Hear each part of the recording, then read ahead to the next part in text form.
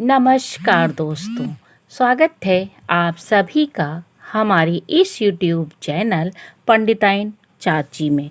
तो दोस्तों, आज हम आपके लिए लेकर आए हैं 2024 में शारदीय नवरात्र कब से प्रारंभ हो रहे हैं, इस तारीख का महत्व क्या है, शुभ मुहूर्त क्या है और किस वाहन पर आएंगी माता रानी, ये भी आज हम बताएंगे। दोस्तों, जैसा कि सबको पता है, हिंदू धर्म में नवरात्रि का विशेष महत्व है। पंचांग के अनुसार हर साल 4 बार नवरात्र पड़ती है, जिसमें से 2 गुप्त नवरात्रि होती हैं, जो गृहस्थ लोगों के लिए खास नहीं मानी जाती हैं। इसके साथ ही एक चैत्र माह में पड़ने वाली चैत्र नवरात्रि और दूसरी आश्विन मास में पड़ने वाली शारदीय नवरात्रि होती है। चैत्र नवरात्र मार्च और अप्रैल माह में पड़ती है।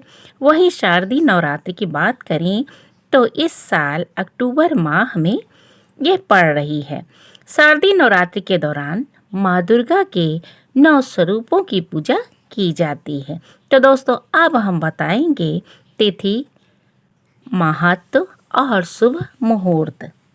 शारदीय नवरात्रि हिंदू पंचांग के अनुसार आश्विन मास की शुक्ल पक्ष की प्रतिपदा तिथि का आरंभ 3 अक्टूबर को सुबह 12:19 से हो रहा है, जो कि 4 अक्टूबर को सुबह 2:58 पर समाप्त होगा।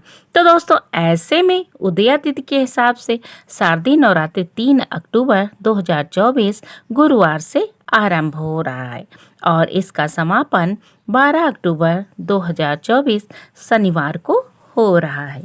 तो दोस्तों, अब तारीख तो पता चल चुकी, अब हम बताएंगे कि शुभ मुहूर्त कलश स्थापना का क्या है।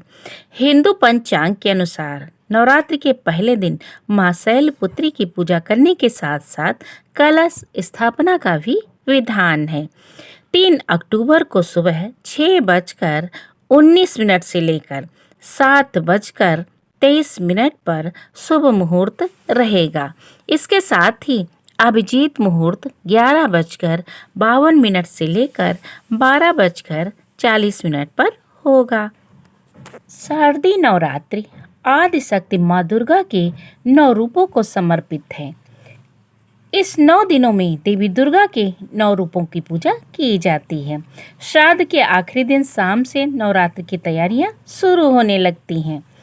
इस बार यानी सर्वपितृ अमावस्या 2 अक्टूबर को पड़ेगी, जो कि आखिरी श्राद्ध का दिन होगा। इसके बाद जैसा कि सबको पता है 3 अक्टूबर से नवरात्रि का पर्व शुरू हो जाएगा। उसी दिन कलश स्थापना की जाएगी। उसके बाद अष्टमी नवमी को कन्या पूजन कर अगले दिन दशहरा पर्व मनाया जाएगा। नवरात्रि में माँ के आगमन पर और प्रस्थान पर विचार किया जाता है। माँ का आगमन और प्रस्थान उनके आने के दिन पर निर्भर करता है। तो दोस्तों, इस बार नवरात्रि का पर्व 3 अक्टूबर से शुरू हो रहा है, जो कि गुरुवार से है। तो माता जी का आगमन, माँ दुर्गा का आगमन पालकी में होगा। तो दोस्तों, हिंदू धर्म में मान्यता है कि माता दुर्गा हर साल अलग अलग वाहनों पर सवार होकर आती हैं।